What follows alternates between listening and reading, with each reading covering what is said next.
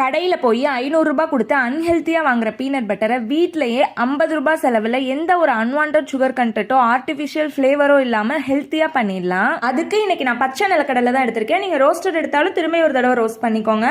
Roast பண்ணிட்டு இருக்கப்பே இந்த tripod என் மேலே வந்து டுமீல்னு விழுந்துருச்சு. நல்ல வேலை எனக்கு ஒன்றாகலை, ட்ரைபேட்க்கும் ஒன்றாகலை. அந்த கடலை இந்த அளவுக்கு ரோஸ்ட் ஆனதுக்கப்புறம் அதோட ஸ்கின்னை ரிமூவ் பண்ணிடலாம். ஸ்கின் ரிமூவ் பண்ணுறதுக்காக இந்த மாதிரி ஒரு காட்டன் கிளாத்தில் இந்த கடலை எல்லாம் போட்டு இந்த மாதிரி தேய்ச்சி விட்டிங்கன்னா அழகாக அதோட தோல் எல்லாம் வந்துடும். தென் அதுக்கப்புறம் ஒரு முரத்தில் மாற்றி அதோட தோலை மட்டும் தனியாக புடைச்சி எடுத்துட்டு க்ளீனான கடலையை மட்டும் ஒரு மிக்ஸி ஜாரில் ட்ரான்ஸ்ஃபர் பண்ணிக்கோங்க. கடலையை நல்லா அரைக்க ஆரம்பிச்சோன்னா ஃபர்ஸ்ட் இந்த மாதிரி கொரன் பவுடர் மாதிரி கிடைக்கும். தென் அதுக்கப்புறம் அரைக்க இந்த மாதிரி எண்ணெய் விட ஆரம்பிக்கும். அந்த டைமில் தேவையான அளவு நாட்டு சர்க்கரை, 2 ஸ்பூன் கடலை எண்ணெய், கொஞ்சம் உப்பு சேர்த்து மறுபடியும் நல்லா அரைச்சி எடுத்துக்கோங்க. அரைக்க நல்லா ஆயில் ரிலீஸ் ஆகிட்டே இருக்கும். கடைசியில் இந்த மாதிரி க்ரீமியான டெக்ஸ்சரில் சூப்பராக நம்மளோட பீனட் பட்டர் ரெடி ஆயிரும். இந்த மாதிரி வீடியோக்கு நம்மளோட சேனல் சப்ஸ்கிரைப் பண்ணி வச்சுக்கோங்க. தேங்க்ஸ் ஃபார் வாட்சிங்.